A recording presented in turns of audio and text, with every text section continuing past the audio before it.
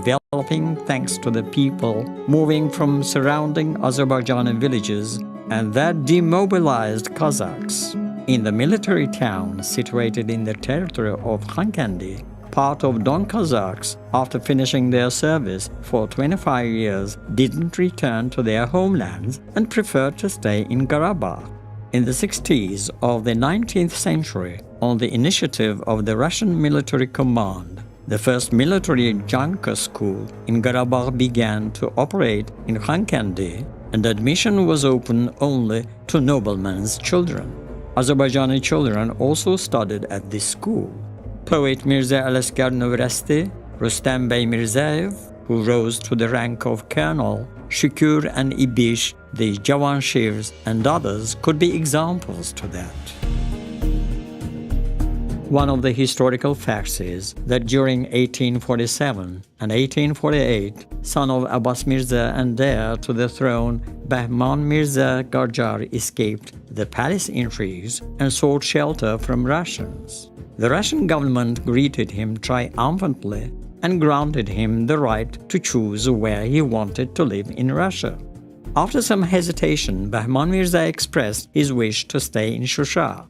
In the Acts of Caucasus Archaeographic Commission, it is said that Prince Bahman Mirza was promenading with his family near Xankəndi, and his security was ensured by Russian militaries in 1854. Prince Bahman Mirza with his family frequently promenades around Shusha, sometimes near Mingral Jaeger Regiment's headquarters, Xankəndi settlement. In 1861, the last governor of Karabakh, Mehdigulu Khan's wife, Bedir Jahan Beyim, died.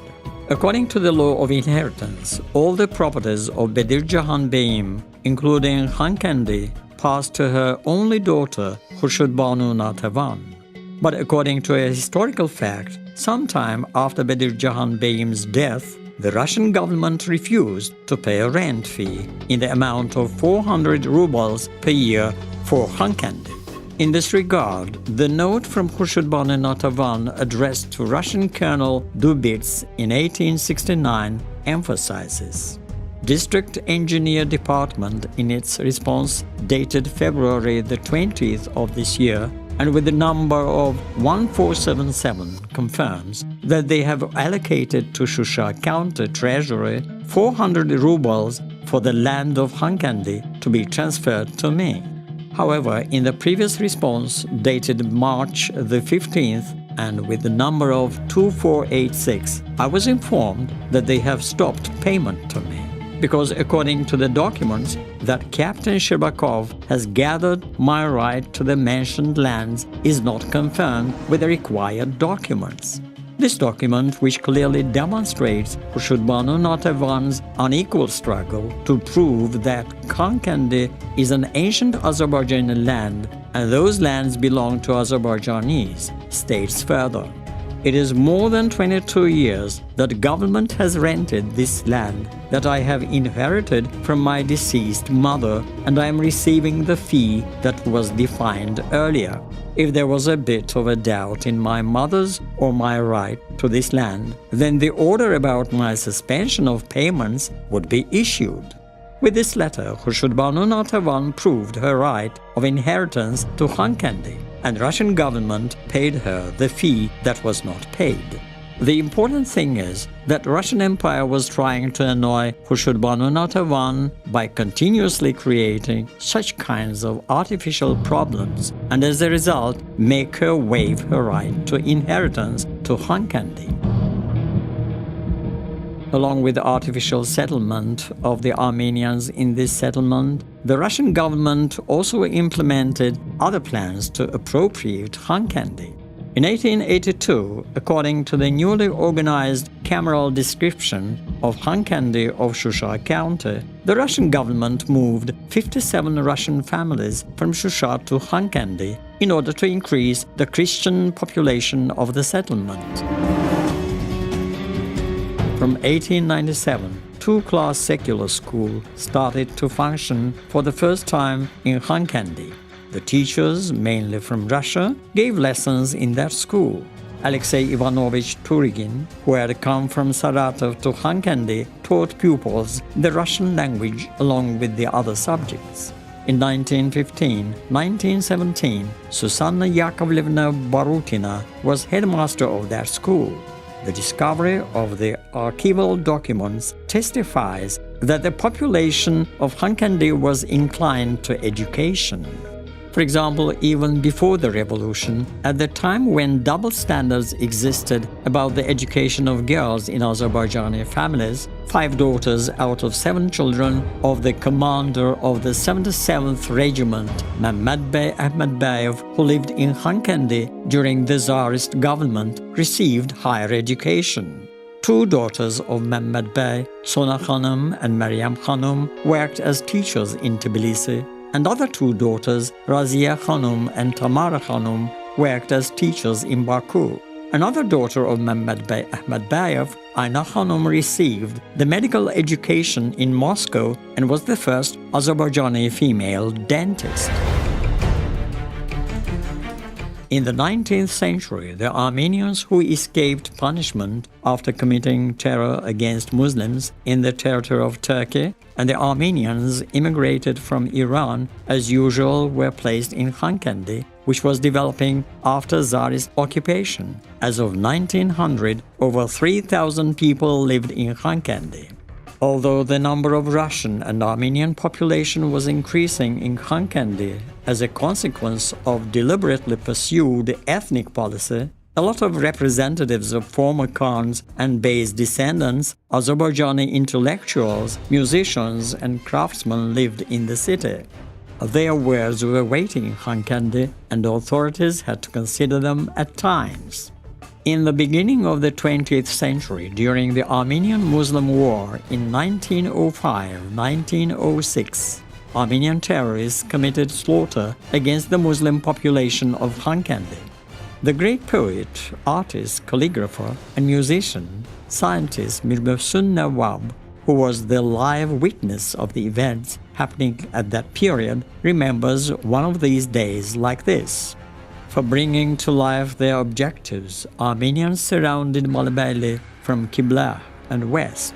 People who were awake from the dawn learned about the attack and informed others. The Muslims who were entrenched shot a couple of times as soon as they saw those many Armenians. But Armenians rifled every trench 100 times. Therefore, people who were entrenched left the trenches and ran into the village as they were horrified by lots of shots. Armenians captured the trenches and entered the village. One of the horsemen from Muslims headed to Xankəndi, and the other rider went to the castle to inform them and requested assistance from them. The squad of Muslims and Cossacks from Xankəndi came to Malibeyli. Before the arrival of the help from Gala and Xankəndi, the youth of Malibeyli attacked Armenians all around. After Armenians were pushed out from Malibeyli, the squads from Xankəndi and Gala entered Malibeyli with bluster and joined the Malibeyli defenders, saying the Salavat and Ya Ali, and bravely attacked Armenians. 15 more Armenians were killed in a result of intense shooting. The valuable memories of Mir Mohsen Nawab give us ground to say that Armenian Dashnaks, with the help of Russian soldiers, tried to annihilate the Muslims of Xankəndi and to banish them from their motherlands by different tricks. Stealing 200 cattle of a Muslim by Armenians near Xankəndi, the assassination of an Armenian woman with a child at the place between the Malibeyli and Xankəndi by Armenians and blaming Muslims for that were all efforts aimed at inciting the war. Russian generals, although were supporting Armenians in these secret games, tried to whitewash themselves when Dashnaks were defeated. Mir Mohsen Nawab writes, "The general came to Xankəndi with his squad in order to collect weapons from the citizens. With the general's instructions for inciting the conflict between Armenians and Muslims and secretly providing Armenians with weapons to reach Armenians' houses were blasted with dynamites. General took the cannons from those houses and went to Maliyyə village with his squad. The other live witness of 1905-1906 events, a well-known publicist and journalist Mehmet Said Ordubadi, in his work Bloody Years, shows that Russian militaries that were placed in Xankəndi were the participants of those incidents, at least staying as observers and doing nothing to prevent the conflict. Armenians first tried to take away the bodies of their killed fellows, then threw their corpses to the feet of Azerbaijanis as yellow lists. According to the Russians, in Xankəndi, up to 400 Armenian corpses were transported in carts out of the city.